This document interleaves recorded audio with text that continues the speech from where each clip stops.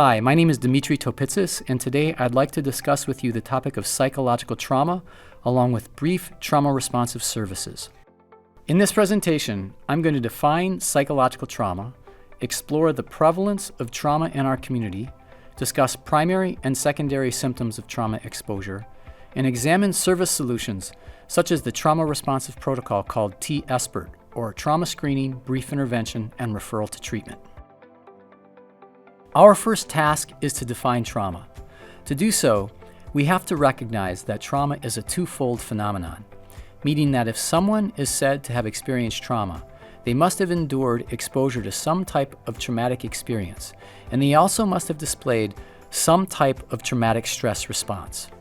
So let's first define exposure. According to the official mental health definition of trauma exposure, as appearing in the Diagnostic Statistical Manual for Mental Disorders, edition number 5, a traumatic experience is one that involves actual or threat of death, serious physical injury, or sexual violence.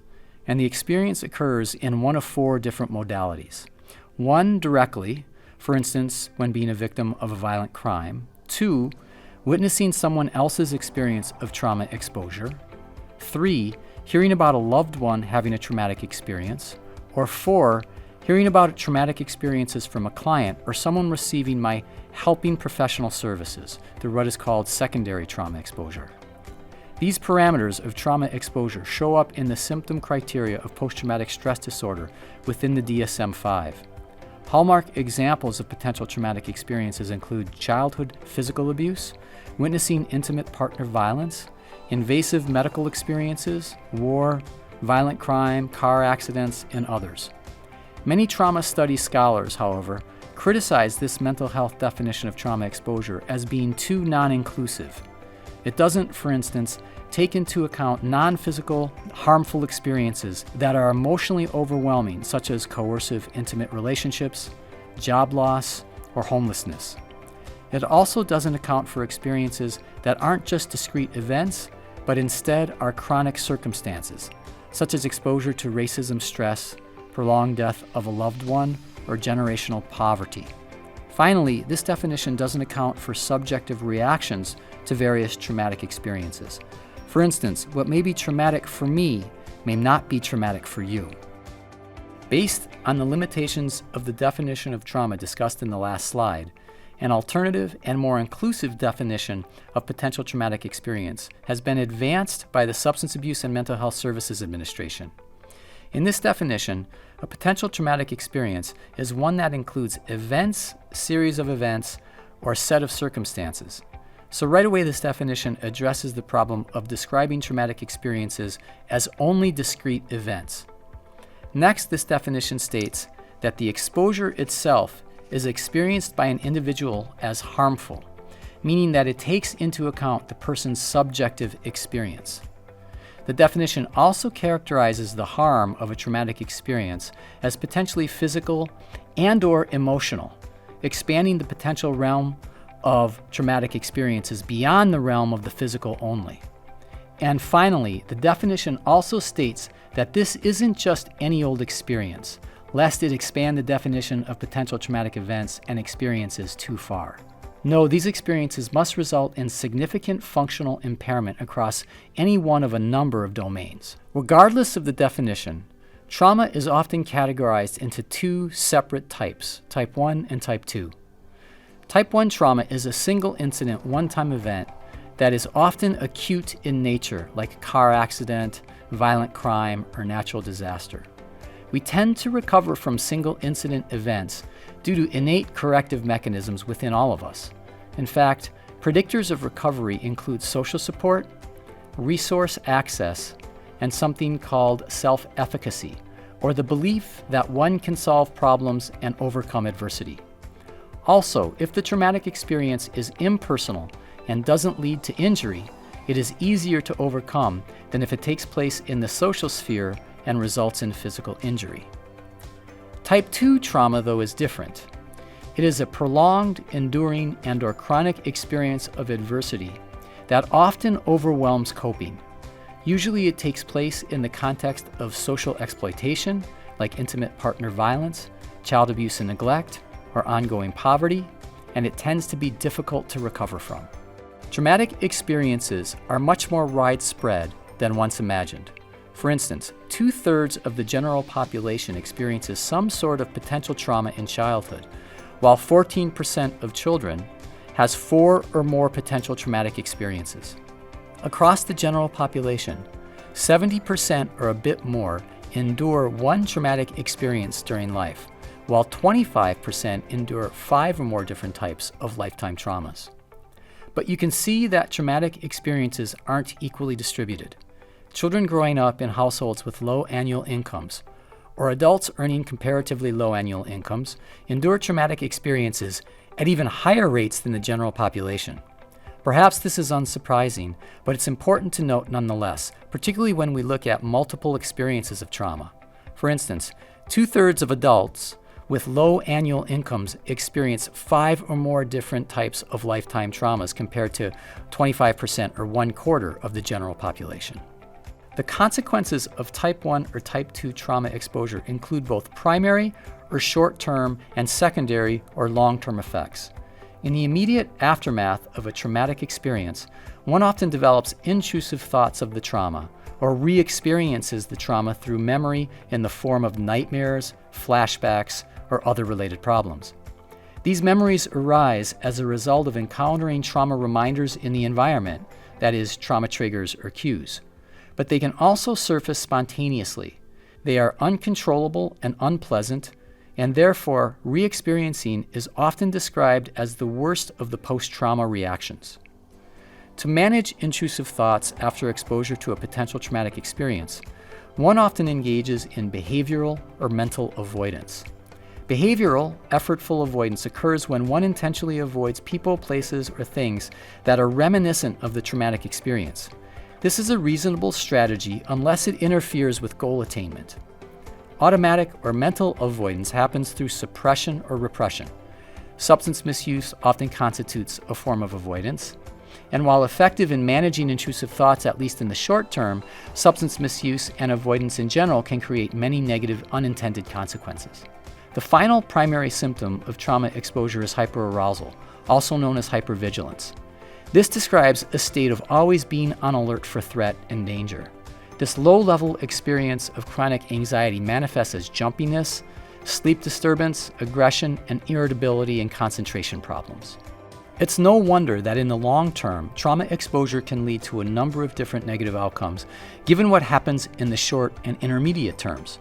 For instance, someone who has experienced a good deal of trauma, particularly early in life, is at risk for mental health problems like depression and anxiety.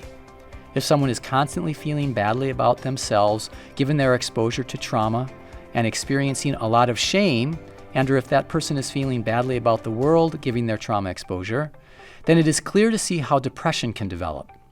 If someone is feeling relatively on edge and often scanning the environment for threat, it's easy to see how generalized anxiety can arise.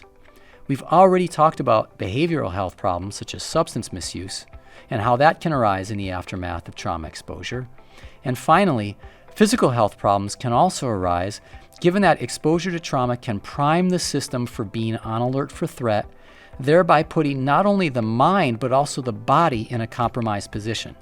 For instance, when I'm on alert for threat, my neurobiological system is activated, my immune system is suppressed, and my organ system is stressed. And this can have negative consequences for my physical health over the long term. Trauma exposure, particularly early in life, can also affect long-term outcomes such as school and work attainments. And trauma exposure can also lead to antisocial behavior, such as involvement in juvenile and/or adult crime. There are many studies that have supported this assertion. A study that I conducted in 2015-16 with a colleague of mine, Dr. David Pate, sampled about 200 men seeking job services in the Milwaukee area.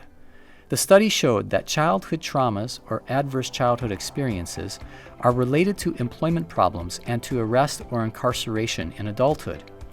We named this study after our community partners at the time, the Milwaukee Area Workforce Investment Board, or MAWID.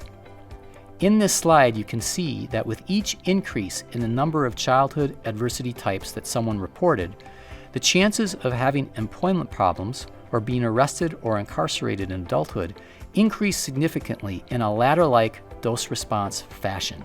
We know that many societal factors can contribute to unemployment, such as a bad economy, disparities in concentration of wealth, migration of jobs out of the city, incarceration patterns, and racial discrimination.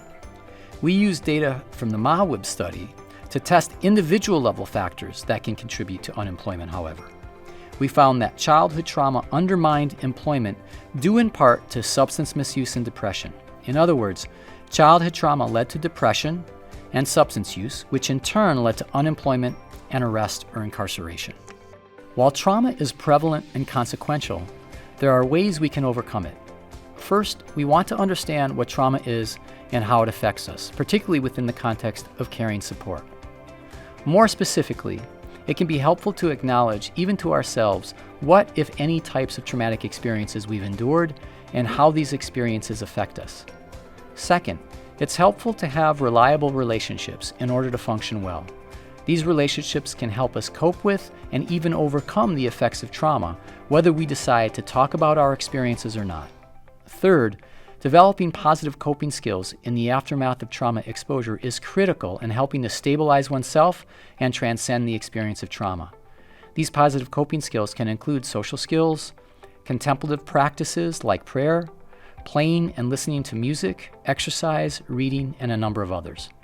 Finally, in the aftermath of trauma exposure, it can be very helpful to pay attention to habits that may not serve us in the long run, such as compulsive behaviors, and replace these with positive coping skills. To help people overcome and heal from personal trauma, in concert with my colleagues, I developed the Trauma Screening, Brief Intervention, and Referral to Treatment Interview Protocol, also known as T-SBIRT. This interview protocol is completed with a service provider and takes anywhere from 15 to 60 minutes to complete. While completing T-SBIRT, one talks about current stress in life, traumas experienced in life, and traumatic stress reactions that one might be going through. One also talks about coping strategies used to deal with stress and traumatic stress, and discusses a referral to various types of helpful support such as counseling, support groups, pastoral supports, and others. This T-SBIRT interview protocol has been implemented in programs including workforce development programs throughout southeastern Wisconsin, and 97% of the people who completed the interview acknowledged that they had experienced at least one lifetime trauma. 66%, or 2/3, reported that they experienced 5 or more lifetime traumas, and over half of the people who completed T-SBIRT indicated that they were wrestling with traumatic stress. Also, it turned out that 73% of the people who completed T-SBIRT interviews accepted a referral at the end of the interview session to some kind of support, be it a healthcare provider or support group or mental health professional. Also, 95% of the people who completed the T-SBIRT conversation said they felt the same or better at the end of the conversation versus when they started it. I'd like to thank you for your attention today.